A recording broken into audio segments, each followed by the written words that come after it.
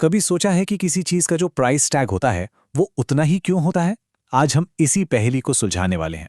हम दो बहुत जरूरी इकोनॉमिक आइडियाज को समझेंगे और जानेंगे कि हर प्राइस टैग के पीछे की असली कहानी क्या है। तो चलिए एक सीधे से सवाल से शुरू करते हैं। जब हम कोई चीज खरीदते हैं तो असल में हम किस चीज के पैसे दे रहे होते हैं?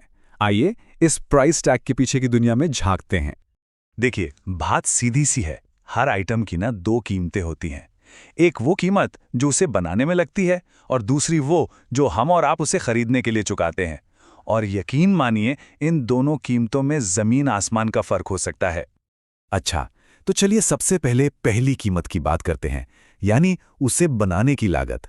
इसे ही हम कहते हैं फैक्टर कॉस्ट। तो ये फैक्टर कॉस्ट क्या है? ये वो असली, कह सकते हैं रॉ कॉस्ट है जो किसी प्रोड्यूसर को पड़ती है। मतलब इसमें सरकार का कोई लेना देना नहीं होता, ना कोई टैक्स, ना कोई सब्सिडी, बस बनाने का खर्चा। और ये बनाने का खर्चा आता कहाँ से है?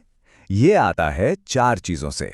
जमीन का किराया, मजदूरों की दिहाड़ी, मशीनरी यानी कैपिटल पर ब्याज, और हाँ, जो बिजनेस चला रहा है उसका मुनाफा भी।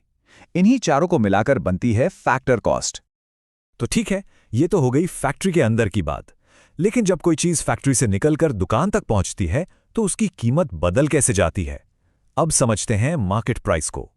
मार्केट प्राइस, जैसा कि नाम से ही जाहिर है, वो कीमत है जो हमें बाजार में चुकानी पड़ती है। ये फाइनल प्राइस है और इसमें एक बहुत बड़ा रोल होता है सरकार के एडजस्टमेंट्स का। तो फिर फैक्टर कॉस्ट और मार्केट प्राइस के बीच ये जो गैप है, ये पुल कौन बनाता है? इसका जवाब है सरकार। सरकार अपने दो औजारों से इस गैप को भरती है, टैक्स और सब्सिडी। पहले बात करते हैं टैक्स की। सरकार इनडायरेक्ट टैक्स लगाती है, जैसे कि जीएसटी।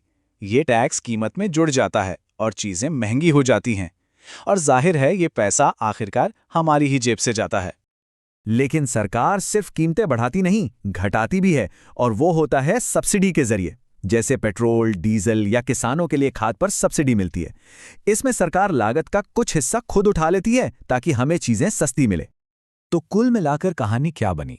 फैक्टर कॉस्ट है प्रोड्यूसर की कहानी, फैक्ट्री के अंदर की लागत, और मार्केट प्राइस है हम जैसे कस्टमर्स की कहानी, जिसमें सरकार के टैक्स और सब्सिडी भी शामिल होते हैं।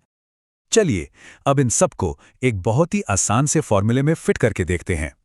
मार्केट प्राइस निकालने का फॉर्मूला बहुत सिंपल है। सबसे पहले लीजिए फैक्टर कॉस्ट, उसमें जोड़ दीजिए इनडायरेक्ट टैक्स और फिर उसमें से घटा दीजिए सब्सिडी। बस आ गया आपका मार्केट प्राइस। इसको एक कप कॉफी के उदाहरण से समझते हैं। मान लीजिए कॉफी बनाने की फैक्टर कॉस्ट है 120 रुपए।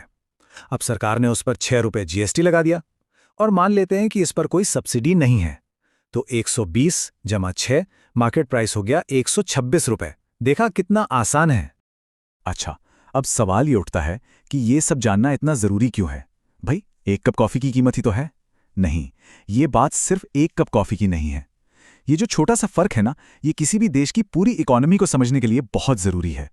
असल में ये कॉन्सेप्ट सीधा जाकर जुड़ता है देश के जीडीपी यानी ग्रॉस डोमेस्टिक प्रोडक्ट से। और अगर कोई सिविल सर्विसेज या इकोनॉमिक्स की तैयारी कर रहा है तो उसके लिए यह समझना बेहद जरूरी है। इससे होता यह है कि इकोनॉमिस्ट्स देश की इनकम को दो नजरियों से देख पाते हैं। एक है जीडीपी एट फैक्टर कॉस्ट, जो ये बताता है कि देश में असल में कितने का सामान बना, और दूसरा है जीडीपी एट मार्केट प्राइस, जो ये बताता है कि लोगों ने उस सामान के लिए कितना खर्च किया। तो एक तरह से फैक्टर कॉस्ट और मार्केट प्राइस के बीच का जो अंतर है ना, वो हमें बताता है कि किसी देश की सरकार अपनी इकोनॉमी में कितना दखल दे रही है, कितना टैक्स ले रही है और कितनी सब्सिडी दे रही है। और आखिर में एक सवाल छोड़ जाते हैं। जरा सोचिए, सरकार जब किसी एक चीज पर सब्सिडी बदलती है तो उसका असर सिर्फ उस चीज की कीमत पर नहीं पड़ता, वो पूरे देश की जीडीपी और करोड़ों लोगों की जिंदगी पर असर डाल सकता है ना? ये एक बड़ी बात।